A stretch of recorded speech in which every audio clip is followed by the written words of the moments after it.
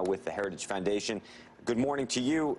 Your reaction, having watched Mr. Comey yesterday? Well, I think that there was something in this for everybody.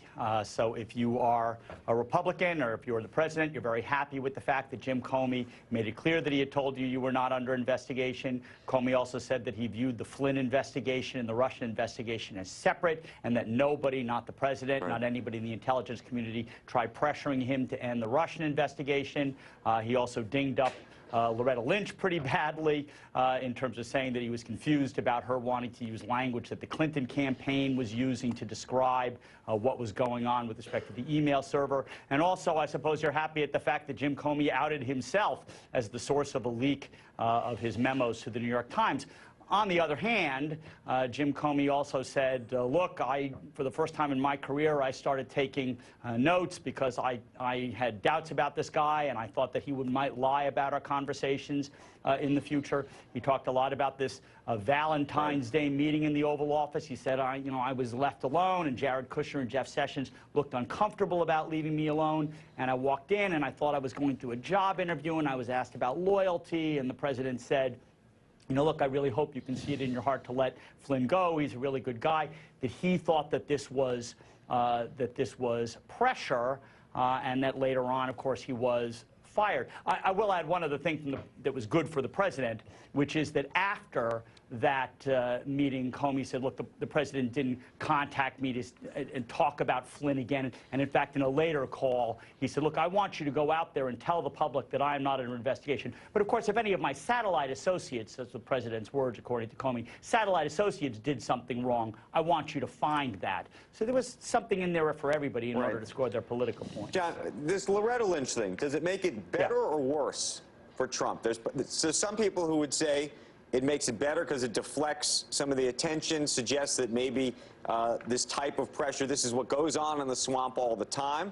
There's others that would suggest this actually makes Comey's testimony, oddly enough, even more truthful, which is to say, if you thought he was being pressured, in this instance, the idea that he was admitting also being pressured in this other instance makes his testimony more powerful. Either one of those is plausible. I didn't hear him say yesterday that he thought that Loretta Lynch was pressuring him, but certainly she was, at the time, the decision maker. And it was clear that Hillary Clinton was under investigation. He thought he said he was confused and concerned at the fact that they were going to go testify. She was saying, no, you shouldn't refer to this as an investigation. Call this a matter, which is what the Clinton campaign was using. I don't think he went so far as to say that she was being pressured. John, as a former prosecutor, if you were in your former role and you heard this testimony, and we weren't talking about the president, in which case you would be prosecuting in a court of law. And you heard what Mr. Comey had to say, would you continue your investigation? Would you stop your investigation? Would you indict immediately? What would you be doing? I certainly wouldn't indict immediately. I don't think that there would be a provable case of obstruction of justice at this point. You never convince a jury beyond a reasonable doubt.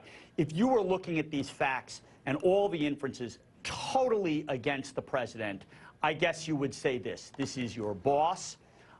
You are in front of your boss. Your boss is, even though he's told you you have job assurance, and he's now re-interviewing you and asking you questions, he's saying to you, look, loyalty is really important to me, and I'm really hoping that you do this thing. This is what I would like to have happen. One could argue that that is implied. There's an implied threat there, that if you don't do it, something bad will happen. And threat, obstruction of justice can be corruptly by threat or force. Clearly no force, no corrupt intent so far as I can tell.